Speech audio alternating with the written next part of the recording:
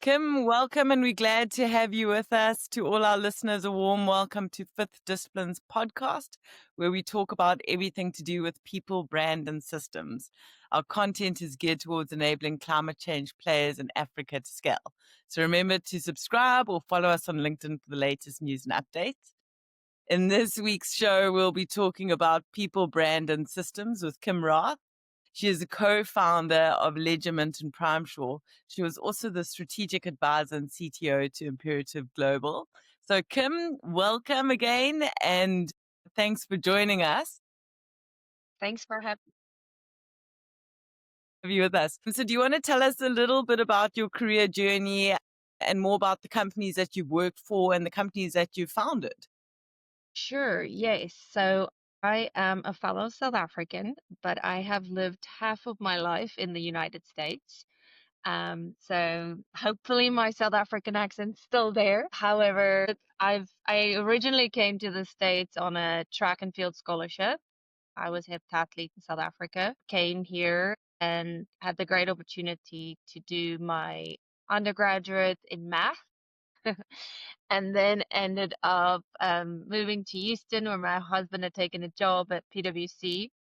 And I decided to start my PhD in statistics. And so I was the ambitious student that decided to do a statistics PhD while doing an economics master's. I was actually the first, and I think I have been the only person who decided to do that simultaneously to date that I know of. I'm sure you got very little sleep. Very little. But then what happened during that time, I decided to co-found a startup called Topple. So yes, so a lot of things at the same time. I co-founded that company in 2017 with two other Rice University students here in Houston, where I still am. I'm still in Houston. And we built that company. I mean, we've seen ups and downs, and we can talk about that, but we had like the crypto winter in 2018. This was a blockchain company. The background was very much we built infrastructure to enable developing markets, or essentially just enabling certain products that were moving out of developing markets into developed markets, be that diamonds, chocolates, coffee, really to tell the story of the claims that were being made. Like, is this really, a free coffee? Is this really, a diamond that's conflict free? So we built the data and the back end infrastructure to be enabling those different supply chains to track these behaviors. So that's kind of where it started.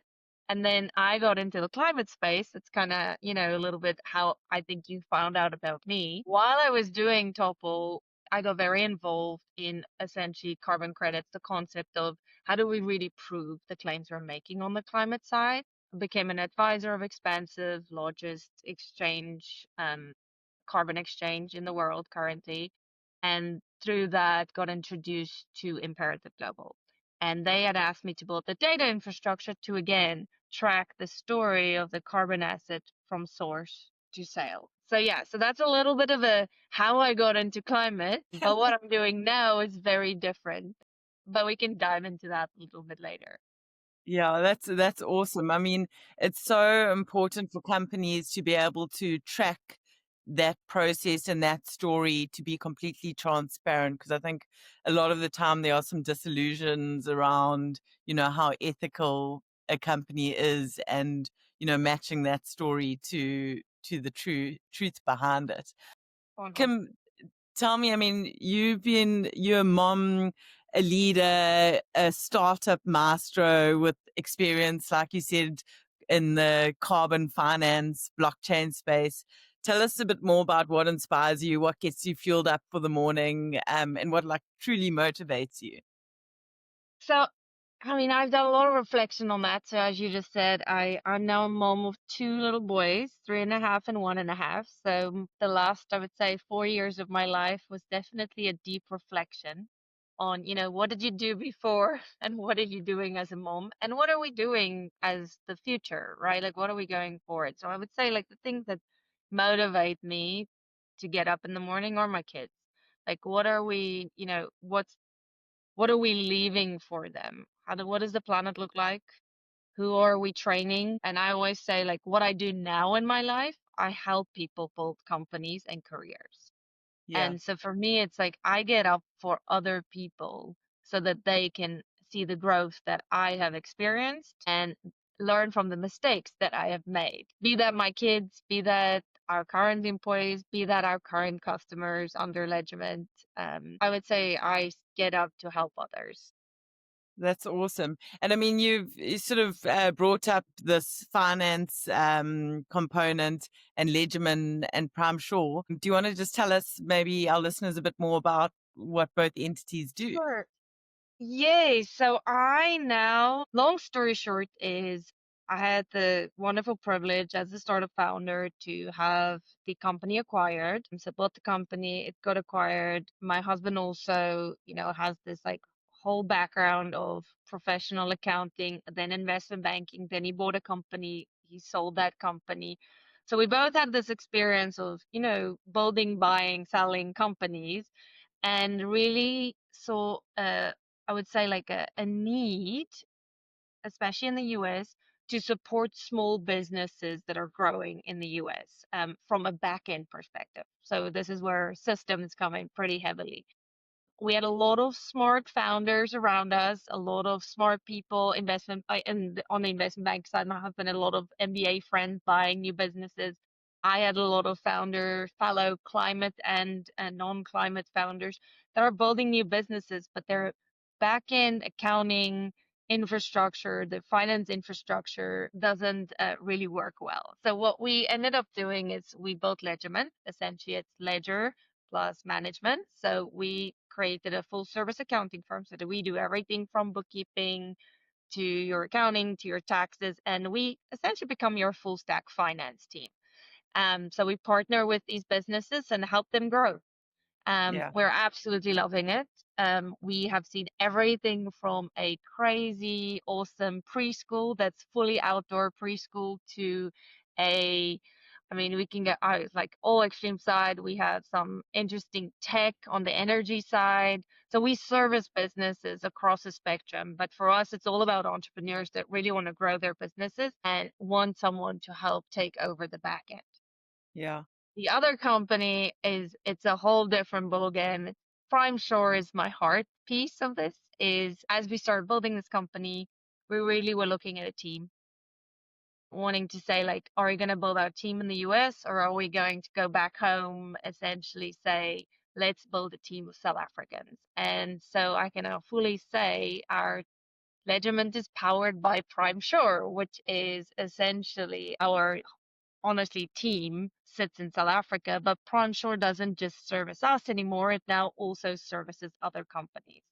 So I'm really about building, like I said, helping people build their businesses and their careers, especially South African.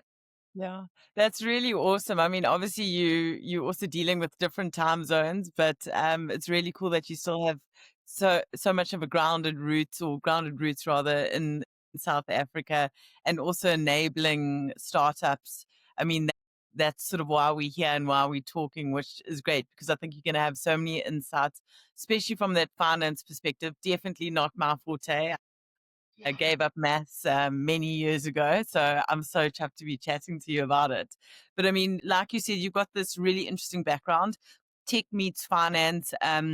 Maybe you can sort of tell our listeners about what sort of emerging trends you see that will be disrupting industry, and what should startups be looking to leverage early on. Yeah, I think like the things I've started seeing a lot just in the last 5 years. Obviously, I have a statistics PhD, so very deeply fascinated with AI before it was a big deal for everyone else. So I think that that is a trend that every startup founder should really look deeply into. And that is about honestly building your team either to be fully AI enabled or to think about your team as having AI agents as part of your team. What I Yeah, love about AI, it's going to allow us to leapfrog, especially in, places where we don't have the resources or the funding to yeah, build startups it's going to create an opportunity for these founders to do things that they previously could not do without capital. So I would say you need to kind of get on the AI train, learn as much as you can, as fast as you can, and then other than creating an environment where people can utilize or you can utilize I think it's about finding the right team.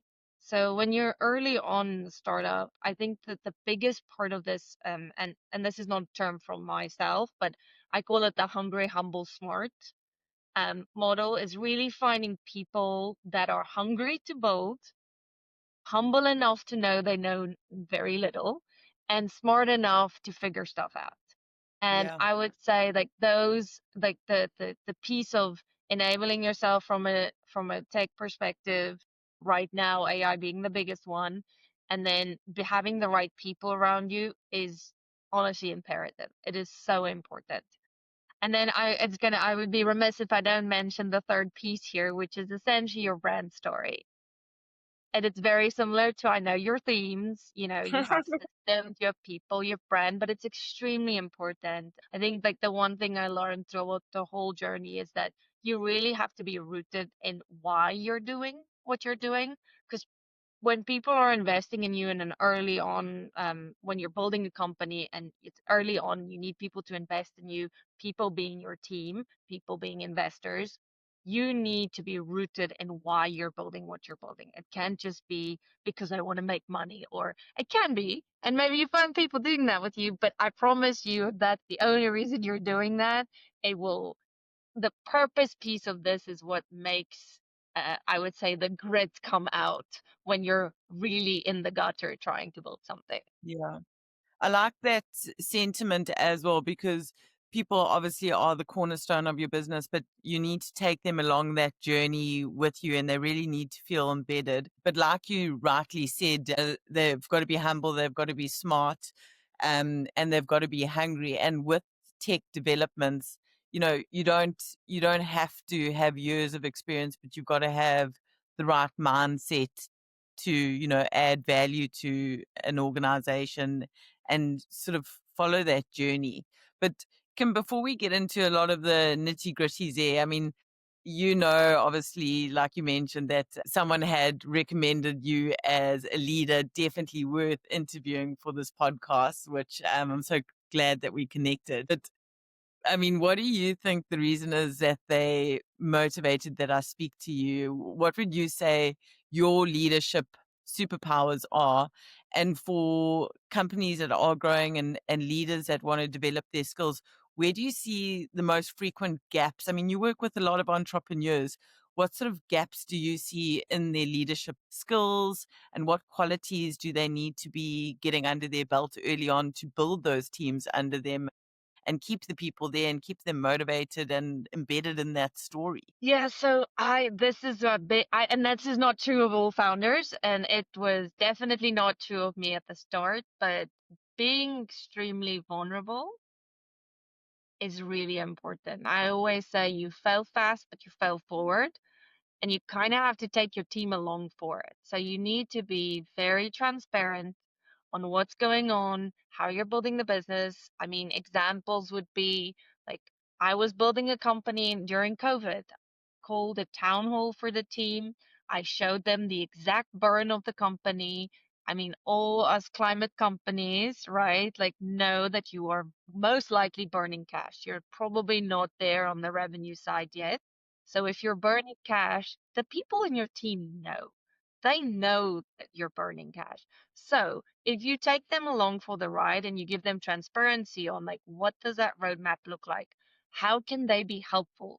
You no longer have employees, you have fellow owners or fellow leaders stepping up. So I would say like vulnerable transparency is extremely important. And I think from that stems, as a leader, just being able to say, once you are ready to move, you act with conviction. Because if you are showing that vulnerability, you need to show your team the conviction piece too. So it's a balance. It's a really delicate balance between, can you act on conviction and can you be vulnerable when things are tough, but still show up as a leader? Yeah. So I think those are my learnings. I'm not saying this is true of everyone. But I mean, on that breath, I mean, you've touched on some really important matters there, especially for startups, because you're encouraging the transparency and being vulnerable, but that's also really tied into this concept of building trust. And with a lot of startups, it's so fluid. Sometimes the founders are so focused on just operationalizing things or generating an income. And things often move within a startup, and that strategy isn't always very defined. And you rightly mentioned, act with conviction once you got that strategy in place. But how do you recommend you build trust as a startup where the end's not always known? And it almost feels like, in a way, sometimes you might be counteracting all that trust building that you've done with that vulnerability and transparency. I mean, I think the biggest thing is that people can see when you're sincere. I think that people are still, outside of work, we're all still just people. And I think what I've learned, especially in early stage, there is, I kind of call it, you have uncertainty and you have unknowns. Mm, So this is like a real stats comment. When you have uncertainty, that ultimately means you could solve for something, right? So what that means is that you just need to, you have a little bit of a confidence barrier. So yeah, you have some level of where are you going, and you need to be able to go find those pieces, like your upper barrier and your lower barrier, and give your people that confidence. When there are unknowns, you need to be clear, right? Unknowns, like for instance, we hit COVID. That's a full unknown, right? As a startup founder, like, I'm not supposed to be able to be the strongest person during COVID, right? My employees look at me and they're like, am I still going to have a job? And unfortunately, I had to, during COVID, let people go. And I was very honest during that time. I tried to figure out the best situation in which to let those people go. But if you need to make sure your company survives, there are just certain things that you have to do to make sure it goes forward. But not being honest, upfront, upright, like these people knew it was coming. It wasn't just a smack bam, okay, tomorrow this is happening, right? And honestly, when you are in a situation where you do have to, like where this full unknown hits you, maybe an investor comes out of, blindside and completely withdraws your cash, or you have some kind of catastrophic, I mean, in the climate space, there's a lot of catastrophic weather related pieces that can really impact what happens in your job. I think the biggest thing in those unknown events is to not pretend like you have full control, is to say like, okay, things happen. Now what do we do? So it's about being fully reactive, but not arrogant in that reaction. I would say it'd be like really be sincere in, I am now reacting in the best way and your best interest for what I think is necessary for you. So again, and what's interesting, you are still building people's careers. Whether or not they're keeping on working for you, whether or not your company fails, you're still building their career. And I think yeah, maybe like I digress a little bit, but I had the opportunity to be a founder where I founded a company. Then I had the opportunity to join a founding team and watch them do exactly what I did as a founder yeah, and sit on the other side of the table and get yeah, to see how they were thinking as founders, very much how I was thinking as a founder, but be on the other side as an employee. I still have a lot of equity, so not necessarily I'm like an equity employee, but I had the same, there are certain things that they would do and say, and I'd be like, oh, you know what? I also thought like that as a founder, but that's not necessarily true on the other side of the table. And yeah. it brings me back to this, like, I mean, I don't know if you did this in the high school, but like I did To Kill a Mockingbird in high school. Yes, yeah, And then Atticus tells, his daughter, you need to climb in someone else's shoes and walk around in it to truly understand them. yeah, Sitting on the other side of that table in that same stress, I've been in this situation. Capital is always a constraint, right? In startups. where I got to see it as a founder trying to keep my company going, and then seeing it as a fellow executive to founders and seeing where things are going. It's a very different view for your people. So I always say, like, trying to sit back and see it from their point of view. Yeah. So yeah, sorry, I digressed a little bit there, but I No, think that's a very important piece of like looking at it from both sides. As founders, we think we could solve a problem in one way, but it's not necessarily always true for the individual in the team. yeah. I like that thought as well, because I think and also going back to your mention of vulnerability and looking at the different perspectives of how that information is received, because I think often, if you are vulnerable and you also give that transparency, like you mentioned, it allows people to come to the table and help problem solve, because sometimes as a leader, you don't have all the answers necessarily. And it can be quite tough. You don't. Unfortunately, you don't. And that's okay. There's nothing wrong with it. It's just like, what are you going to do with it? Yeah. So yeah. And also on the element of team building, and building that trust within teams. For me, I always kind of feel, in my experience in the past, being an introvert, I've gone to team building engagements like dinners or days away, and I found it, super stressful, because I'm like, oh my gosh, what conversation, what am I going to have to say, to keep the conversation flowing? But how do you, and especially because you've got, a team in South Africa, and you in the US, how do you effectively feel the best way to build for team building, and how those engagements should run to get the most out of it, considering their different personalities, people across different time zones? What do you think works, and what advice do you have, outside of, I don't know, maybe dinners and things like that? What really Yeah. works for team building? So for me, I mean, did I ever think I was gonna build like fully remote teams prior to COVID? Not necessarily, right? Like I was here in Houston, we started building this like full-on tech team in Austin. We were becoming this like awesome tech startup in Texas, right? And then COVID hits, right? And you're like, well, okay, I mean, engineers can work from everywhere. At a point there, we were like 28 people in 17 different countries, Oh, and wow. we're hosting like happy hours online. We were doing all these different things. So I had to like quickly jump in and say, like, how do you build culture Yeah. during, again, a very unknown experience, even for the personal side, right? So you have these Yeah. individuals that are going through their own life experiences, but then at work, they need to feel safe in an environment that's completely unknown. And so we started doing like all these little bitty things. So, like, we had small groups. So I would always say like low level impact pieces so people can just listen and participate. Then we had smaller group pieces where you can have, like, I would also say a listen to learn, right? So not all the executive talk or whatever. It's really about the team having time.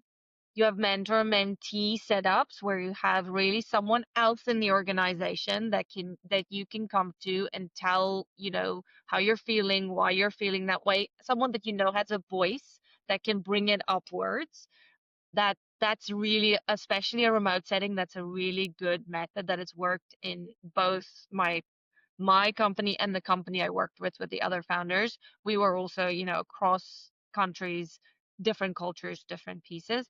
The one thing I do have to say that I really liked about building culture was to slow down sometimes. So a lot of times when you're building remote teams, your calls are very transactional, right? Like, and I am very strict about this. There has to be an agenda for every call, etc. But I'm also very intentional to take time in every call to ask something personal, to Yeah. check in on something personal, because the water cooler chat that you get when you're in the office, you do not get when you're building remote teams. So you kind of have to Yeah. create your own water cooler. That Yeah. means you have to help your team get comfortable with chit-chatting over Zoom.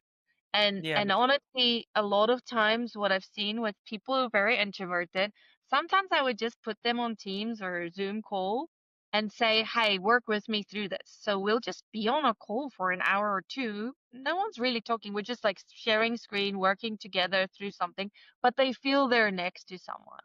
So Yeah. those are like the little bitty things I would say. The most effective thing though, from a feedback perspective, because a lot of these, like other than culture building, right? The team meeting, the dinners, the big group stuff that is a little bit intimidating, especially honestly for a remote team to then do an offsite. And then like I've known all these people, but now I'm off at this offsite and all of a sudden they're like, "You're so tall. We didn't know you're this tall."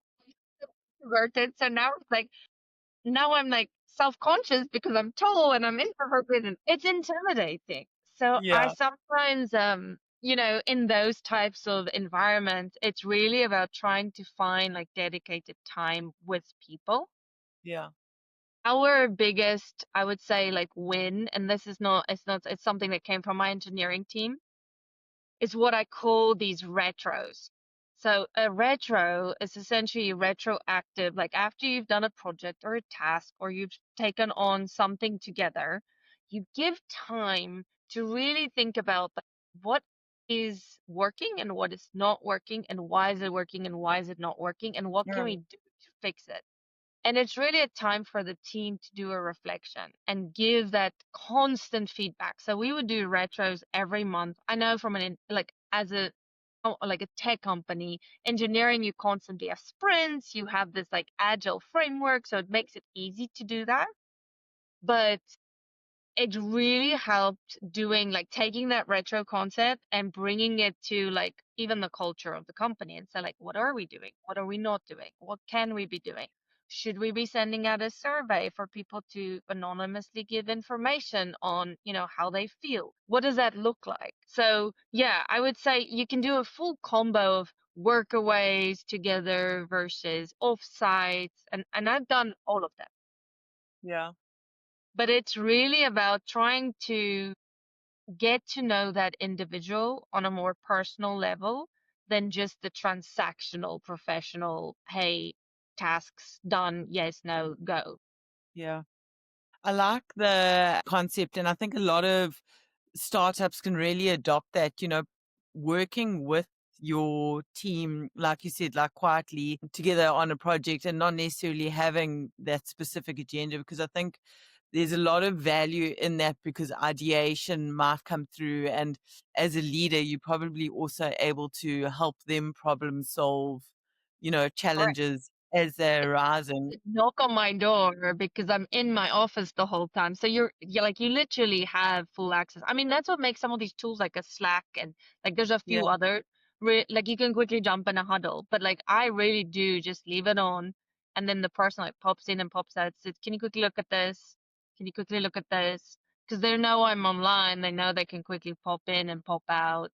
That's Yeah. really helped. But you have to create that environment. Yes, yeah. And I think also it's exactly like you said, they're quietly building, I suppose it's also quietly building that trust where they feel comfortable with you and, to engage with you and have that ideation coming through.